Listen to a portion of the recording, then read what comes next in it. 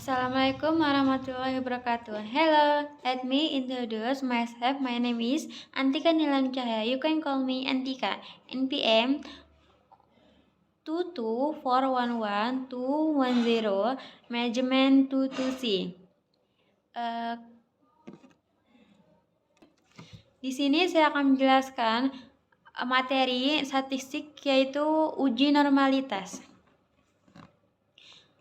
Apa sih itu uji normalitas?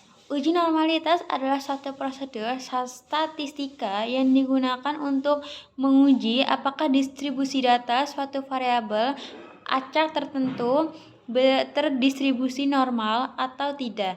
Distribusi normal atau disebut juga distribusi Gaussian atau distribusi Bell-Shaped adalah jenis distribusi yang simetris dan membentuk kurva lonceng. Kemudian uji normalitas itu penting karena banyak metode statistika parametrik seperti uji T, analisis varians atau ANOVA dan sebagainya, mengasumsikan bahwa data yang dianalisis berasal dari populasi yang berdistribusi normal.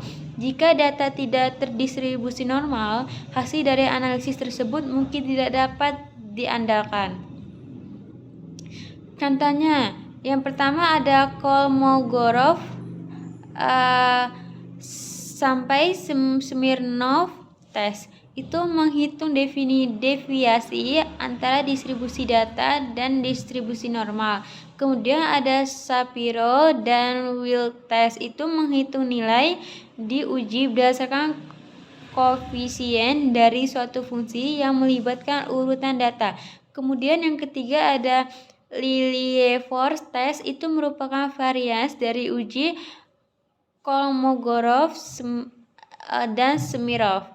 Kemudian ada yang keempat, itu ya Anderson-Darling test, itu menyaring data untuk menentukan seberapa baik data cocok dengan distribusi normal. Kemudian yang kelima ada Jarku dan Bera test, itu menggunakan koefisien asimetri dan keruncingan atau skewness dan kurtosis yang menguji normalitas.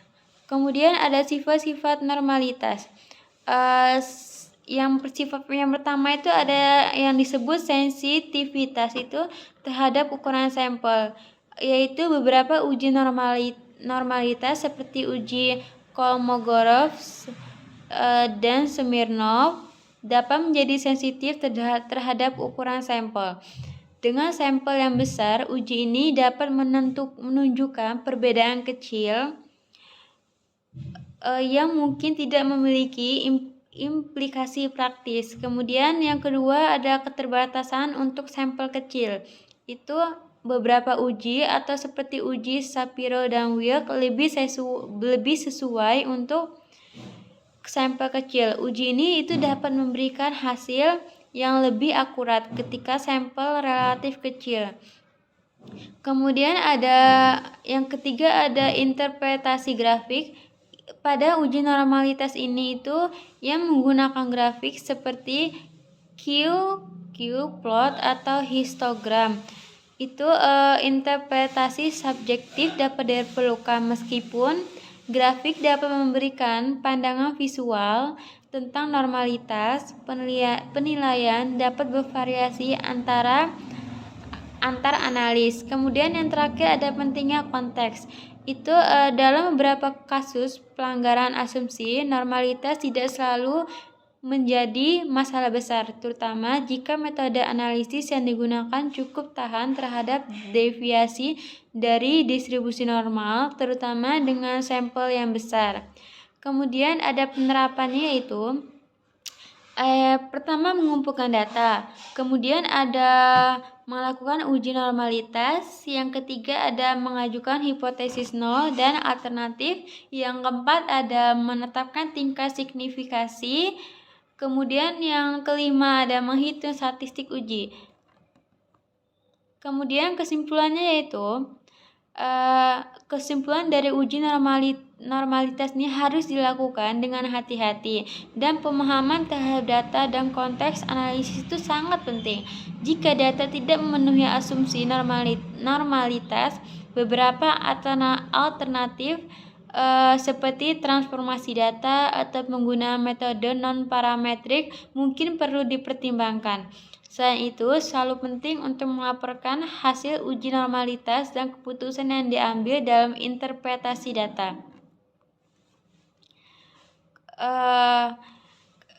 Uji normalitas itu merupakan suatu prosedur statistika yang digunakan untuk menguji apakah suatu set data yang mengikuti distribusi normal atau tidak. Melalui uji ini, kita dapat mengevaluasi sejauh mana data yang dimiliki mendekati distribusi normal.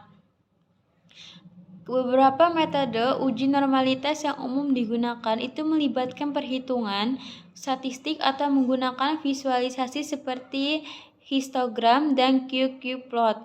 Penting untuk memahami bahwa keputusan itu berdasarkan uji normalitas tidak selalu menentukan apakah data dapat atau tidak dapat digunakan dalam analisis statistika. Terkadang metode statistik tertentu itu memiliki toleransi terhadap pelanggaran asumsi normalitas, terutama dengan sampel yang cukup besar.